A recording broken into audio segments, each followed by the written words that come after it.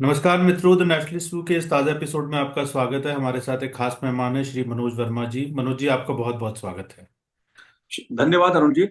और मनोज जी वरिष्ठ पत्रकार हैं। देश के सभी प्रमुख प्रतिष्ठित समाचार पत्र पत्रिकाओं में उनके आलेख प्रकाशित होते हैं। और इसके अलावा टीवी एंकर भी हैं। कई जानी मानी हस्तियों के साक्षात्कार कर चुके हैं।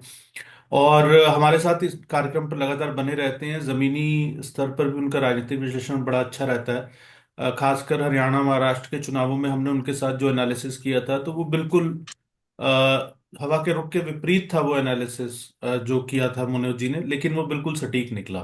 तो आप हमारे पुराने वीडियोस में जाकर देख सकते हैं। आज हम चर्चा करेंगे दिल्ली पर। दिल्ली में विधानसभा चुनाव हो रहे हैं, 70 सीटों पर विधानसभा चुनाव हैं। और दो कार्यकाल अरविंद केजरीवाल की पार्टी आम आदमी पार्टी के हो चुके हैं। लड़ाई काफी जबरदस्त है, कांटे की मानी जा रही है। और भाजपा ने खासकर जो है वो काफी जोर लगाया है कि केजरीवाल उनकी पार्टी काफी जोर लगा रहे हैं। कांग्रेस अपनी तरफ से एक थर्ड प्लेयर के रूप में इमर्ज होने की कोशिश कर रही है। इन सब विषयों पे चर्चा करेंगे। 5 फरवरी को दिल्ली में वोटिंग होने जा रही है और 8 फरवरी को चुनाव परिणाम आएंगे। और मनोज जी, सबसे पहली बात ये कि 1 फरवरी को बजट आया और जी। बजट में मिडिल क्लास को इनकम टैक्स में खासकर एक बड़ी छूट दी गई। उसके अलावा और भी बहुत सारी मिडिल क्लास के लिए, खासकर सीनियर सिटीजन्स के लिए भी काफी सारी चीजें हैं, जैसे टीडीएस वगैरह में भी जो है वो रियायत दी गई। तो आपको क्या लगता है कि क्या ये माना जा रहा था कि मिडिल क्लास थोड़ा अनकंफर्टेबल है और थोड़ा परेशान सा हो रहा है, और दिल्ली में क्या इस केंद्रीय बजट के अंदर जो मिडिल क्लास को छूट मिली है और जो पूरा एक उत्साह का माहौल है मिडिल क्लास में, तो क्या आपको क्या लगता है कि बाजी पलट गई जो है इसी के चलते? देखिए अरुण जी, मैं ऐसा तो नहीं कहूंगा कि केवल इस कारण बाजी पलटी है। मैं ये कहूंगा दिल्ली विधानसभा चुनाव जब से शुरू हुआ है, और अगर पिछले 10-12 साल की हम राजनीति को देखें दिल्ली की, तो पहली बार मैं ऐसा महसूस कर रहा हूं केजरीवाल जी और उनकी पार्टी बैकफुट पर है। केजरीवाल जी की पार्टी इस चुनाव में फंस गई है। उसके अलग अलग कारण हैं। कई मुद्दों पर एंटी इनकम्बेंसी का सामना केजरीवाल जी और उनकी पार्टी के विधायकों को करना पड़ रहा है, उनको उम्मीदवारों को करना पड़ रहा है। तो केजरीवाल जी पहले से ही बैकफुट पे थे। लेकिन जो 1 फरवरी को बजट आया है, दरअसल उसने दिल्ली के चुनाव को, मैं समझ रहा हूं कि खासा प्रभावित करेगा। ये जो बजट आया है उसके दो कारण हैं। एक तो केंद्र सरकार ने पहले 8वें वेतन आयोग की घोषणा की, और दिल्ली में जो सरकारी कर्मचारी हैं, केंद्रीय कर्मचारी हैं, वो एक महत्वपूर्ण भूमिका निभाते हैं। और दूसरा, जो आयकर सीमा में छूट मिली है, एक ऐतिहासिक कदम मैं इसलिए कहूंगा इस फैसले को, क्योंकि आजादी के बाद किसी भी सरकार ने इतने बड़े पैमाने पर मिडिल क्लास को आयकर सीमा में छूट नहीं दी थी। यह एक ऐतिहासिक फैसला है। इसके बड़े व्यापक असर होने वाले हैं देश की अर्थव्यवस्था के लिहाज से। जाहिर तौर पर दिल्ली में एक बड़ा मिडिल क्लास है, और उसका कहीं ना कहीं बजट का असर इस चुनाव पर पड़ता हुआ हमें दिख रहा है। मैं दिख रहा शब्द इसलिए इस्तेमाल कर रहा हूं क्योंकि मैंने लंबे समय बाद देखा कि जब केंद्र सरकार का बजट आया है, तो दिल्ली में चाहे नई दिल्ली क्षेत्र हो या पूर्वी दिल्ली या बाहरी दिल्ली का इलाका हो, सरकारी कर्मचारी और मिडिल क्लास, खासतौर से छोटा कारोबारी, सबके बीच एक चर्चा रही कि सरकार ने एक बहुत बड़ा फैसला लिया है आयकर सीमा में छूट का। देखिए, देश की अर्थव्यवस्था को इससे गति मिलेगी, और लोगों के पास खर्च करने की शक्ति आएगी, उनके पास पैसा बचेगा। और आज के माहौल में अगर कोई सरकार इतनी राहत दे रही है, तो मुझे लगता है कि बीजेपी भी इस फैसले को इस चुनाव में भुनाने से पीछे नहीं हटेगी। भाजपा के नेता इस बात को कह भी रहे हैं अपने प्रचार में कि उनकी पार्टी ने एक बड़ा वादा पूरा किया है। पार्टी वादा करती थी, और उस वादे को भारतीय जनता पार्टी की जो नरेंद्र मोदी जी की सरकार है केंद्र, उसने पूरा किया है। जी अरुण जी। मनोज जी, आप हमारा थोड़ा दर्शकों को ये बताएं, दिल्ली में मूलतः क्या क्या ब्लॉक्स हैं वोटिंग के, और किस तरीके से वोटिंग का पैटर्न आपको लगता है कि 5 तारीख को होगा? जैसे एक दिल्ली मोटे तौर पर जो है वो शायद जातिगत आधार पर, जो उत्तर प्रदेश या बिहार या देश के कई अन्य राज्यों में वोटिंग होती है, यहाँ पर थोड़ा जिसको आप बोलते हैं कि आर्थिक वर्ग जो है, जी। उसके हिसाब से शायद थोड़े से ब्लॉक्स बने हुए हैं कि मिडिल क्लास है, लोअर इनकम ग्रुप है जो अनऑथराइज कॉलोनीज में रहता है। और जो कि जी झोपड़ी में रहता है, डेली वेजर्स है, जो है दैनिक मजदूरी करने वाला व्यक्ति, और फिर एक उच्च वर्ग है। तो और फिर एक सरकारी कर्मचारियों का अपना एक वर्ग है, जैसा आपने कहा। तो जी ये मोटे मोटे को फिर मुस्लिम्स भी हैं जो है। और दिल्ली में शेड्यूल्ड कास्ट की भी, एससी रिजर्व भी लगभग दर्जन भर सीटें वो भी हैं। तो कौन कौन से हम तीन चार ब्लॉक्स जो हैं वो देखते हैं, महिलाएं अपने आप में एक ब्लॉक हो गई हैं। कौन कौन से आपको लगता है कि एक ब्लॉक वोटिंग ब्लॉक्स हो गए हैं, और ये वोटिंग ब्लॉक्स किस तरफ जा रहे हैं? बाकी तो देखिए जिस दिन परिणाम आएंगे तभी पता चलेगा। लेकिन हम मोटे मोटे तौर पे देखें, आपने बोला कि पहली बार आपको लग रहा है कि बैकफुट पर भी, तो कौन सा वोटिंग ब्लॉक केजरीवाल का खिसक गया है? कौन सा जी। वोटिंग ब्लॉक बीजेपी की तरफ चला गया? क्या कांग्रेस भी कुछ इंपॉर्टेंट रोल प्ले कर रही है? देखिए, दिल्ली में जहां तक है, कोई मैं इस दिल्ली के चुनाव को कभी भी जातिगत चश्मे से नहीं देखता हूं। यहाँ जाति महत्व रखती है, लेकिन उस तरह से नहीं रखती है जैसे हम दूसरे राज्यों में चुनाव को देखते हैं। क्योंकि मैं ये मानता हूं कि दिल्ली का जो स्वरूप है वो एक लघु भारत का है। यहाँ पर दक्षिण भारत के लोग भी बड़ी संख्या में रहते हैं। पश्चिम बंगाल के लोग रहते हैं, अगर आप चित्तरंजन पार्क चले जाएं। अगर आप बाहरी दिल्ली में जाएंगे तो आपको ग्रामीण क्षेत्र मिलेगा, जाट आबादी आपको मिलेगी। अगर पूर्वी दिल्ली में आप आएंगे तो आपको पूर्वांचल के लोग, उत्तर प्रदेश के लोग, बिहार के लोग आपको मिलेंगे। इसी प्रकार अगर आप नई दिल्ली क्षेत्र में जाएंगे तो सरकारी कर्मचारी की जो तादाद है वो अच्छी खासी है। पंजाबी समाज अच्छा समाज दिल्ली में रखता है, अपनी अच्छी दखल रखता है राजनीति में। तो वैश्य समाज यहाँ पर बड़ी अच्छी भूमिका निभाता है राजनीतिक तौर पर। आपने कहा मुस्लिम समाज, कई सीटों पर मुस्लिम समाज प्रभावी है। लेकिन साथ ही अगर दलित समाज की मैं बात करूं, ऐसी सीटों की बात की जाए तो वो भी बहुत इंपॉर्टेंट है। लेकिन इस सबसे ऊपर मैं ये मानता हूं कि दिल्ली में एक बहुत बड़ा तबका, जो निर्णायक तबका है, वो चाहे गरीब हो चाहे अमीर हो, वो अपने घर बार छोड़कर दिल्ली में एक बेहतर जीवन जीने के लिए आया था। कि उसे रोजगार मिलेगा, अच्छा सुशासन वाली सरकार मिलेगी जो उसके सपनों को पूरा करेगी। लेकिन 10 सालों में, बीते 10 सालों में केजरीवाल जी ने वादा किया, कई वादे उन्होंने किए। लेकिन आज की तारीख में अगर दिल्ली में मैं कहूं, क्या केजरीवाल जी ने कभी इस मुद्दे पर चर्चा की कि दिल्ली के नौजवान को रोजगार कैसे मिलेगा, दिल्ली में कितनी फैक्ट्रियां लगेंगी, कैसे लगेंगी, दिल्ली में निवेश कैसे आएगा? हम देखते हैं उत्तर प्रदेश के मुख्यमंत्री उत्तर प्रदेश में निवेश कैसे आए, कैसे फैक्ट्रियां लगे, इस पे चर्चा करते हैं। हम महाराष्ट्र में जाते हैं तो महाराष्ट्र के मुख्यमंत्री अपने यहाँ की चर्चा करते हैं। लेकिन पिछले 10 सालों में मैं ये देख रहा हूं कि केजरीवाल जी ने एक बार रोजगार के मुद्दे पर, दिल्ली के नौजवान का भविष्य क्या होगा, इसकी चर्चा उन्होंने नहीं की। वो कहीं ना कहीं उन्हीं मुद्दों पे उलझे रहे। फ्री बीस की मैं बात करूं कि पानी हमने दे दिया फ्री, बिजली हमने हाफ कर दी, इन्हीं मुद्दों पे वो रहे। देखिए अरुण जी, हर कोई पार्टी अपने घोषणा पत्र में वायदा करती है कुछ ना कुछ देने का। लेकिन मेरा मानना है कि मुफ्त की जो राजनीति है, जिसकी शुरुआत केजरीवाल जी ने की और आज हर पार्टी उस राजनीति को कर रही है, मैं केजरीवाल जी की इस राजनीति को राजनीति नहीं मानता। मैं इसे सुशासन नहीं मानता। इसमें कोई योग्यता नहीं है कि सरकारी खजाने को आप लुटाकर लोगों से कहें कि मैंने सुशासन दे दिया। सुशासन तब आता है जब भ्रष्टाचार मुक्त शासन मिले। केजरीवाल जी के ऊपर गंभीर भ्रष्टाचार के आरोप लगे, उनकी सरकार के ऊपर हैं। शराब नीति को लेकर उनके ऊपर गंभीर आरोप हैं। और दूसरे भी उनके कई मंत्री जेल में गए, इसके जवाब उनको देने पड़ रहे हैं इस बार। और मैं एक बड़ा बदलाव ये देख रहा हूं कि केजरीवाल जी पहले दूसरे लोगों पर उंगली उठाते थे। 10 साल पहले शीला दीक्षित जी के बारे में उन्होंने बहुत सवाल उठाए थे, कांग्रेस के नेताओं पर, तमाम नेताओं पर भ्रष्टाचार के आरोप लगाए थे। और आज शीला दीक्षित जी के बेटे संदीप दीक्षित केजरीवाल जी को ललकार रहे हैं, उन्हें चुनौती दे रहे हैं कि भ्रष्टाचार के मुद्दे पर, विकास के मुद्दे पर आप आइए, चर्चा कीजिए, जनता के सामने खुले मंच पर आइए। लेकिन मैंने देखा केजरीवाल जी बचकर निकल गए, केजरीवाल जी चर्चा करने नहीं आए। तो दिल्ली की जनता ये समझती है। और दूसरी बात, आज दिल्ली में जो रोजगार के लिए लोग बाहर से आए हैं, बहुत बड़ा वर्ग है उनका। मैं ये मानता हूं कि आज उनके सामने सबसे बड़ा सवाल यह है कि दिल्ली में उनका फ्यूचर क्या है, उनका भविष्य क्या है। क्या दिल्ली में एक ऐसी सरकार चाहिए जो टकराव के रास्ते पर चलती है, या ऐसी सरकार चाहिए जो समावेशी विकास करे, गरीब अमीर सभी तबकों का विकास हो? देखिए, रोजगार आएगा उससे भला सबका होगा, सभी तबकों का होगा। लेकिन मैंने देखा दिल्ली पिछले 10 सालों में टकराव की राजनीति का सामना कर रही है। मैं किसी एक का पक्ष नहीं लूंगा, लेकिन यह केजरीवाल जी की जिम्मेदारी थी। उन्होंने दिल्ली की जनता से वायदे किए थे कि हम राजनीतिक संस्कृति को बदलेंगे, लेकिन टकराव की संस्कृति, ये नई संस्कृति दिल्ली की जनता ने देखी है। हमने देखा दिल्ली में अटल जी की सरकार थी, और केंद्र सरकार अटल जी की थी, प्रधानमंत्री अटल जी थे, और दिल्ली में मुख्यमंत्री शीला दीक्षित थी।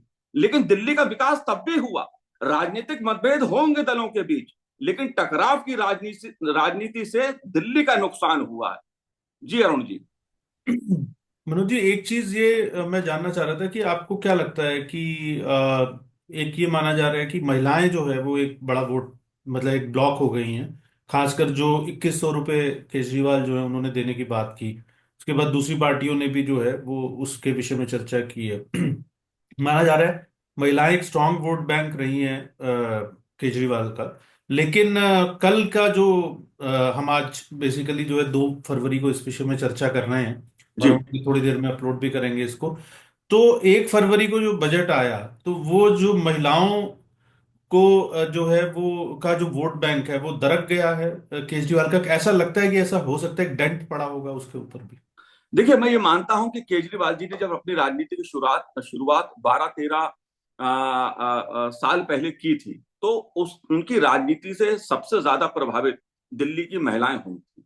लेकिन आज जब हम 10-12 साल बाद चर्चा कर रहे हैं, तो मुझे कई क्षेत्रों में ऐसा लगता है कि केजरीवाल जी पर आज सबसे ज्यादा सवाल, सबसे ज्यादा गुस्सा अगर किसी का है तो वो महिलाओं का। महिलाओं ने भरोसा केजरीवाल जी पर किया, लेकिन शराब की नीति उनकी जो थी कि एक के साथ एक फ्री, ये करने वाले देश के इकलौते मुख्यमंत्री हैं केजरीवाल जी। कोई महिला नहीं चाहेगी कि उसके घर के आसपास शराब की दुकानें इतनी खुलें, और कोई सरकार ऐसी आए जो एक के साथ एक फ्री दारू की बोतल बेचे। ये केजरीवाल जी ने कारनामा किया, उनकी सरकार ने कारनामा किया, और ये दिल्ली की जनता के सामने, महिलाओं के सामने है। इसके अलावा अगर मैं कहूं, बात 2100 की आपने कहा, केजरीवाल जी ने कहा कि हम 2100 देंगे। देखिए, अब तो हर दल दे रहा है। अगर भारतीय जनता पार्टी की मैं बात करूं, तो बीजेपी के नेता भी कह रहे हैं कि और केजरीवाल जी बीजेपी ने तो। बीजेपी का तो फिर भी एक क्रेडिबल हुआ है, क्योंकि उन्होंने जी मध्य प्रदेश में दिया है, जी महाराष्ट्र में जी दिया है। लेकिन जी केजरीवाल पर ये आरोप लग रहे हैं उनकी पार्टी पर कि पंजाब में जो है वो मैं ऑलमोस्ट अब टेन्योर पूरा होने में बहुत मतलब आधे से जी ज्यादा समय हो चुका है, लेकिन प्रॉमिस किया था उस समय और उसको वायदे को पूरा नहीं किया, तो जी दिल्ली मैं में इसी विश्वसनीयता बिंदु का संकट। जी। इसी बिंदु पे आ रहा हूं। इसीलिए मैंने कहा कि अब तो सभी दल महिलाओं का कल्याण चाहते हैं। और मैं अगर बीजेपी की बात करूं, तो बीजेपी के अगर आप बजट को देखें, और केवल इस बार के बजट को नहीं देखें, बीजेपी की सरकार, खासतौर से प्रधानमंत्री नरेंद्र मोदी, 4 बातों पर जोर देते रहे हैं, जितना मैंने उनकी राजनीति को समझा है, कि देश में जो बीजेपी की सरकार है, केंद्र की सरकार, उसने प्राथमिकता में गरीब को रखा है, नौजवान को रखा है, देश के अन्नदाता को रखा है, और देश के जो दूसरे वर्ग हैं समाज का, जो महिला सशक्तिकरण है, उस पर खासा फोकस दिया है बीजेपी ने। और ये बीजेपी ने मध्य प्रदेश, महाराष्ट्र और उत्तर प्रदेश जैसे राज्यों में करके दिखाया है। इसलिए दिल्ली की राजनीति में मैं ये समझता हूं कि केजरीवाल जी अगर 2100 के नाम पर ये सोच रहे हैं कि महिलाएं उनको वोट दे देंगी, तो मैं अरुण जी ये मानता हूं कि दिल्ली की महिलाओं के सामने भी आज सबसे बड़ा सवाल ये है कि उनके बेटे का, उनके बच्चे का भविष्य क्या है। दिल्ली में क्या केजरीवाल जी की सरकार लोगों को बेहतर व्यवसाय की वातावरण दे पाई? क्या लोगों को नौकरी के मौके दे पाई? क्या दिल्ली में निवेश आया? क्या दिल्ली में नई फैक्ट्रियां लगी? ये तमाम ऐसे सवाल हैं। केजरीवाल जी सवाल उठा सकते हैं, लेकिन ये सवाल तो उनसे भी पूछे जाएंगे ना, क्योंकि बात केजरीवाल जी ने की थी 10 साल पहले कि मैं देश की राजनीति को बदलूंगा और सुशासन की सरकार दूंगा। तो बात केवल देखिए, बिजली पानी फ्री देने से या कम करने से जीवन नहीं चलेगा। जीवन चलाने के लिए चहुमुखी विकास चाहिए। उच्च शिक्षा के क्षेत्र में क्या हुआ? क्या कोई नए कॉलेज खुले, नए विश्वविद्यालय बने? ये ऐसे सवाल हैं अरुण जी कि जिनका जवाब केजरीवाल जी को आज देना पड़ेगा। क्या नया अस्पताल दिल्ली में कोई बना? अगर हम देखें तो पुरानी सरकारों ने जो अस्पताल बनाए थे, उन्हीं नीतियों को आगे बढ़ाने का काम करा। अब वो कहेंगे हमने मोहल्ला क्लिनिक शुरू करा, लेकिन मोहल्ला क्लिनिक से कितना भला हुआ? अगर आप आयुष्मान योजना लागू नहीं करते हैं देश के बुजुर्गों के लिए, कि मैं राजनीति कीजिए, राजनीति बीजेपी भी करती है, केजरीवाल जी को भी करें, लेकिन जो जनहित के काम है उस पर राजनीति नहीं होनी चाहिए। अगर केंद्र सरकार ने 70 साल से बुजुर्गों के लिए आयुष्मान योजना लागू की, तो मुझे समझ में नहीं आता केजरीवाल जी को ऐसी कौन सी परेशानी है उसे लागू करने में। भाई केंद्र सरकार के तमाम अस्पताल दिल्ली में हैं, उनकी उनकी योजनाओं का लाभ आप उठा रहे हैं नहीं उठा रहे हैं, लेकिन आयुष्मान योजना को मैं लागू नहीं करूंगा। मुझे लगता है ये जो जिद की राजनीति है केजरीवाल जी की, इसने दिल्ली का नुकसान किया है। एक अंतिम प्रश्न मनोज जी, ये कि हमने देखा कि ओवरऑल ये अभी जो रीसेंट स्टेटमेंट्स दो तीन मैं जो चीजें दर्शकों के साथ साझा करता हूँ कि जैसे केजरीवाल जो है उन्होंने बयान दिया कि हरियाणा के मुख्यमंत्री, हरियाणा सरकार यमुना में जहर मिला रही है, और फिर उसके बाद कहा बाद में रिट्रैक्ट कर गया, नहीं नहीं मैं तो अमोनिया बहुत ज्यादा हो गया, तो एक ब्लेम करने की कोशिश की। इसके अलावा दो तीन बार उन्होंने ये काम मेरे ऊपर, आज भी उनका शायद एक स्टेटमेंट है कि वो हमला हमला हो रहा है और कार्यकर्ताओं की सेफ्टी है, मुझ पर हमला हो रहा है, और आतिशी जो हैं, जो मुख्यमंत्री हैं, जो जिनको मैं केयर टेकर चीफ मिनिस्टर ही मानता हूँ, तो वो भी जो है कि केजरीवाल की जान को खतरा है। तो ये सब डेस्परेशन के साइंस हैं कि आप लूज कर रहे हैं, कि मतलब आप इसको एक, क्योंकि आप लंबे समय से जो है राजनीति कवर करते रहे, जब इस तरीके की स्टेटमेंट्स कोई देने लगता है तो क्या ये डेस्परेशन का साइन है, या फिर ये केजरीवाल की पॉलिटिक्स का अब जो ताजा स्टाइल है ये? देखिए केजरीवाल जी इस बार सहानुभूति लेने की कोशिश कर रहे हैं किसी ना किसी प्रकार से, और मैं ये समझता हूं कि जो उन्होंने हरियाणा के संदर्भ में पानी का जो वक्तव्य दिया, बहुत असंवेदनशील वक्तव्य दिया है। मैंने कहा राजनीति कीजिए, राजनीति सब कर रहे हैं, सभी दल राजनीति कर रहे हैं, लेकिन कोई सरकार, और हरियाणा सरकार पे आप आरोप लगा रहे हैं कि जहर मिला के पानी दे रहे हैं, ये एक बहुत गैर जिम्मेदाराना वक्तव्य है मुझे लगता है। और इस तरह के जो वक्तव्य हैं वो कहीं ना कहीं एक ये दिखाते हैं कि केजरीवाल जी कितने हताश और बैकफुट पर इस समय हैं, और ये चाहते हैं उनकी उनके वक्तव्य से कोई ना कोई ऐसी स्थिति परिस्थिति पैदा हो कि दिल्ली की जनता मूल मुद्दों से ध्यान हटाकर उनकी बातों में फंस जाए। लेकिन मुझे लगता है कि दिल्ली का मतदाता बहुत जागरूक है, वो सत्ता को बदलना जानता है। उसने अगर शीला जी की सरकार को भी बदला, तो केजरीवाल जी की सरकार से भी सवाल और जवाब मांगेगा। ऐसी बातों से काम नहीं बनेगा कि कोई सरकार ऐसा कर रही है वैसा कर रही है। ये जिम्मेदारी से काम लेना चाहिए केजरीवाल जी को। और मैं आज जो स्पष्ट रूप से कह रहा हूं, मुझे भी बहुत उम्मीद थी केजरीवाल जी से कि वो देश की राजनीति बदलेंगे, लेकिन मुझे निराशा होती है कि दिल्ली, हमने, अरुण जी आपने भी लंबे समय से दिल्ली में पत्रकारिता की है, अलग अलग सरकारों को देखा है। मैंने ज्यादातर समय दिल्ली विधानसभा शीला जी के समय कवर करी, और दिल्ली में हमने देखा केंद्र में सरकार किसी की होती थी, अरे केंद्र में एक समय नरसिंह राव की सरकार थी तो दिल्ली में मुख्यमंत्री मदन लाल खुराना होते थे, और उस समय मेट्रो ट्रेन चली थी। दिल्ली के विकास को किसी ने इस तरह से नहीं रोका। लेकिन केजरीवाल जी की जो टकराव की राजनीति है, उसने दिल्ली का बहुत नुकसान किया। और यही टकराव की राजनीति हरियाणा के मामले में, कि हरियाणा ने पानी ऐसा भेज दिया। अरे भाई आप क्या बात कर रहे हैं? इस तरह की बातें करके लोग, दिल्ली के लोगों को आप क्या समझ रहे हैं कि दिल्ली के लोगों को समझ नहीं है क्या? और इसीलिए मैंने देखा कि दिल्ली में उनकी बातों पर अब कोई रिएक्शन नहीं हो रहा है। वो आतिशी जी को कह रहे हैं केयर टेकर मुख्यमंत्री, अरे भैया आप कैसे तय करेंगे? और यही राजनीति केजरीवाल जी को ये रही है, उसी के चलते केजरीवाल जी के 8 विधायकों ने पार्टी छोड़ दी। तो मैं ये देख रहा हूं कि केजरीवाल जी की पार्टी में भगदड़ की स्थिति है।